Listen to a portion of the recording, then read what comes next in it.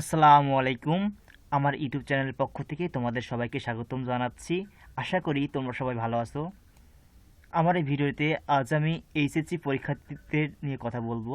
শেষ মুহূর্তে এইচএসসি পরীক্ষায় জিপিএ 5 পাওয়ার যে শর্টকাট নিয়ম রয়েছে সেগুলো নিয়ে এখন আমি আলোচনা করব। এইচএসসি পরীক্ষার ডেট ইতিমধ্যে তোমরা সবাই পেয়ে গেছো। অনেক পরীক্ষার্থী নানা ধরনের হতাশার মধ্যে রয়েছো যে সামনে এক্সাম কিভাবে ভালো করব, তোমরা কিভাবে ভালো করবে, কিভাবে 90+ মার্ক উঠাবে প্রতিটা চ্যাপ্টারে, সেগুলো নিয়েই এখন আমি আলোচনা করব। তো বন্ধুরা, তোমরা যারা আমার চ্যানেলটি সাবস্ক্রাইব করোনি এখনই সাবস্ক্রাইব করে নাও।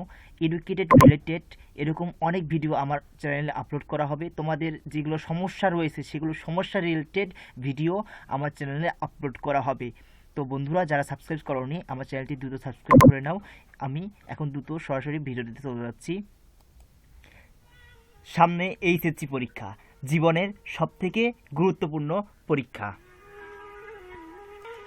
এই পরীক্ষার উপরই তোমার ভবিষ্যৎ অনেকটা নির্ভর করছে। এই পরীক্ষাতে ভালো করার মাধ্যমেই কিন্তু তুমি ভালো একটি ভার্সিটিতে একটা সিট দখল করে নিতে পারবে।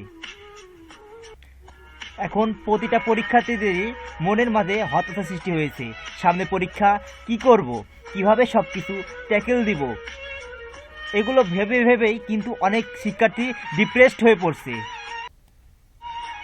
অনেক পড়া, অনেক পড়া, অনেক পড়া, এই কথা ভেবেই অনেকে ডিপ্রেশনে চলে যাচ্ছে। কিন্তু তুমি পরীক্ষার্থী, তুমি যোদ্ধা, তোমাকে হারলে চলবে না, তোমাকে ঘুরে উঠে দাঁড়াতে হবে। এখন আমি কিছু স্টেপ তোমাদের সামনে তুলে ধরবো। এগুলো স্টেপ যদি তুমি ফলো করতে পারো তাহলে তুমি পরীক্ষাতে 90+ মার্ক ইনশিওর করতে পারবে। তুমি যদি আজ থেকেও শুরু করো আমার স্টেপগুলো ফলো করতে তাহলেও সম্ভব। দেখো বন্ধুরা, একটা পরীক্ষাতে জিপিএ 5 অথবা পরীক্ষাতে ভালো করা জীবনের জন্য কিন্তু খুবই গুরুত্বপূর্ণ। তাই আমি এখন যে স্টেপগুলো বলবো তোমরা খুব মনোযোগ সহকারে শুনবে। তুমি যদি মনের মাঝে হতাশা আনো, তুমি যুদ্ধে জিতবে কিভাবে? যুদ্ধে যাওয়ার আগে যদি হেরে যাও তাহলে যুদ্ধে জিতবে কিভাবে? যুদ্ধে নামার আগে যদি তুমি হার মানে নাও তাহলে যুদ্ধে জিতবে কিভাবে? তো পড়া হয়নি, আমি সামনে কি করব, আমার অনেক ভয় করছে, এইগুলো যেগুলো বিষয়গুলো রয়েছে সেগুলো মাথায় থেকে একদম আউট করে দাও। সব কিছু ডিলিট করে নাও এবং তুমি একটা প্ল্যান সাজাও যে কিভাবে প্রপার ওয়েতে সামনে আগাবে তুমি। স্টেপ 2, যত প্রকার ডিস্ট্রাকশন রয়েছে, অর্থাৎ পড়াশোনাতে যেগুলো ডিভাইস তোমাকে বিরক্তকর করে তুলছে, পড়াতে তুমি কনসেন্ট্রেশন দিতে পারছো না, সেইগুলো বিষয়গুলো পরিত্যাগ করো। সেটা হতে পারে মোবাইল ফোন, সেটা হতে পারে ল্যাপটপ, সেটা হতে পারে রিলেশনশিপ। তো বন্ধুরা, এগুলো সম্পূর্ণ পুরোপুরি পারলে বাদ দাও, তোমার জন্যই ভালো হবে। স্টেপ 3, গ্যাপ খুঁজে বের করো। তোমার পড়াশোনায় কোথায় ঘাটতি রয়েছে তুমি কিন্তু খুব ভালোভাবে জানো যে আমার কোথায় ঘাটতি রয়েছে, আমি কোন বিষয়গুলো জানি না। যে বিষয়গুলোতে ঘাটতি রয়েছে সেই বিষয়গুলো বারবার প্র্যাকটিস করো। ইম্পর্টেন্ট বিষয়গুলো, ইম্পর্টেন্ট টপিকগুলো সবই আয়ত্ত করে নাও। যেগুলো বিষয়গুলো তুমি পারো না সেগুলো বিষয় বারবার লিখো। স্টেপ 4, একটা নিয়ম মাফিক ডিসিপ্লিন মেনে পড়াশোনা করো। স্টেপ 5, দেখো এটা হচ্ছে আমার খুবই একটি ব্যক্তিগত ট্রিক্স। এই ট্রিক্স ফলো করে তুমি কিন্তু পরীক্ষাতে প্রায় 80% কমন পেতে পারবে।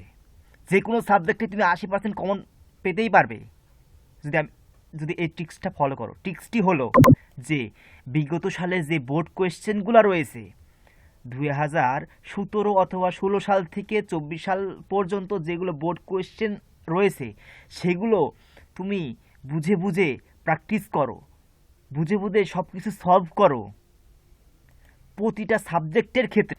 সেটা হতে পারে বাংলা, সেটা হতে পারে আইসিটি, সেটা হতে পারে ইংরেজি, সেটা হতে পারে ফিজিক্স, কেমিস্ট্রি, রসায়ন, যেগুলোই হোক না কেন বোর্ড কোয়েশ্চেন সলভ করার বিকল্প নেই।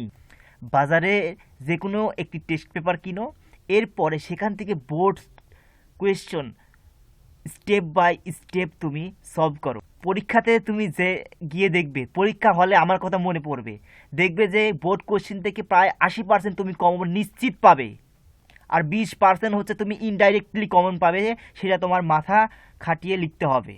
তো 80% তুমি যদি পারোই, তাহলে 20%ও তুমি তোমার মাথা খাটিয়ে কিন্তু লিখতে পারবে। স্টেপ 6, তোমাকে প্রচুর পরিমাণে প্র্যাকটিস প্লাস প্রচুর পরিমাণে এক্সাম দিতে হবে। সেটা তুমি দিতে পারো অফলাইন কোনো এক্সাম বেসে, অথবা তুমি নিজে নিজেই এক্সাম দিতে পারো। এখন এটার আবার দুইটি বিষয় রয়েছে। যদি তোমার বই প্রপারলিভাবে শেষ না হয়ে থাকে, তাহলে তুমি কোনো এক্সাম সেন্টারে ভর্তি হতে যেও না। ভাইয়া, তোমার দুটো পা ধরছি, তুমি কোনো এক্সাম সেন্টারে ভর্তি হতে যেও না। আগে নিজের পড়াগুলো শেষ করো এবং বাসায় বসে নিজে নিজে দেখবে যে তোমরা যে টেস্ট পেপার কিনেছো, টেস্ট পেপারগুলো যেগুলো কিনেছো, সেগুলো বইয়ের পিছনে অনেক এক্সাম দেওয়ার সিস্টেম রয়েছে। এছাড়াও অনলাইন অনেক এক্সামের সিস্টেম রয়েছে, তুমি সেখানে এক্সাম দাও।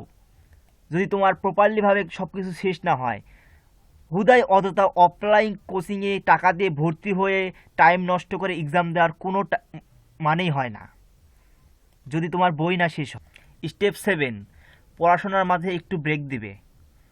তুমি যদি একটানা পড়াশোনা করেই যাও, তাহলে কিন্তু একঘেয়েমিতে আসবে। আধা ঘন্টা পর পর 5 মিনিট করে রেস্ট নেবে। 5 মিনিটে তুমি অন্য কিছু করবে, একটু না হয় হাঁটলে, না হয় একটু ফোন ঘাঁটলে, তোমার যেটা এতে তুমি সেটা। কিন্তু তুমি যদি এক নাগারে পড়তে চাও, তুমি কিন্তু পড়তে পারবে না ভাইয়া। যেমন একটা লেবারকে যদি তুমি সারাদিন ধরে কাজ করাও, সে কিন্তু এক টানা কাজ করতে পারবে না, মাঝে মধ্যে কিন্তু রেস্ট নেয় সে। তো তোমাকেও রেস্ট নিতে হবে এবং নিজের স্বাস্থ্যর প্রতি তোমার খেয়াল রাখতে হবে, যেন তুমি কোনোভাবেই অসুস্থ হয়ে না পড়ো। তুমি যুদ্ধে যাওয়ার আগেই যদি অসুস্থ হয়ে পড়ো, যুদ্ধে যাওয়ার আগেই যদি হেরে পড়ো, তাহলে তুমি যুদ্ধে জিতবে কীভাবে? এই 7টা স্টেপ যদি তুমি স্টেপ বাই স্টেপ ফলো করতে পারো, তুমি নিশ্চয়ই ভালো করবে। সর্বোপরি তুমি স্রষ্টার কাছে দোয়া করবে, স্রষ্টার কাছে প্রার্থনা করবে যেন সামনের পরীক্ষাতে তুমি ভালো করতে পারো। যারা মুসলিম রয়েছে তারা 5 ওয়াক্ত নামাজ পড়বে, আল্লাহর কাছে চাইবে। যারা অন্য ধর্মের রয়েছে তারাও নিজ নিজ সৃষ্টিকর্তার কাছে চাইবে। দেখো, সৃষ্টিকর্তা যদি তোমাকে না দেয়, তাহলে তুমি কিন্তু পাবে না। সৃষ্টিকর্তার কাছে মন থেকে চাইবে, তারপর মন থেকে বিশ্বাস রাখবে এবং সে যেটা করবে তার উপরেই সন্তুষ্ট রাখবে। দেখো ভাইয়া, পুরা এইচএসসি এই লাস্ট মুহূর্ত খুবই গুরুত্বপূর্ণ কিন্তু তোমাদের জীবনের জন্য। এই শেষ মুহূর্তেই কিন্তু ডিপেন্ড করছে তোমার রেজাল্ট কি হবে। তুমি চাইলেই কিন্তু তোমার রেজাল্ট পরিবর্তন করতে পারো।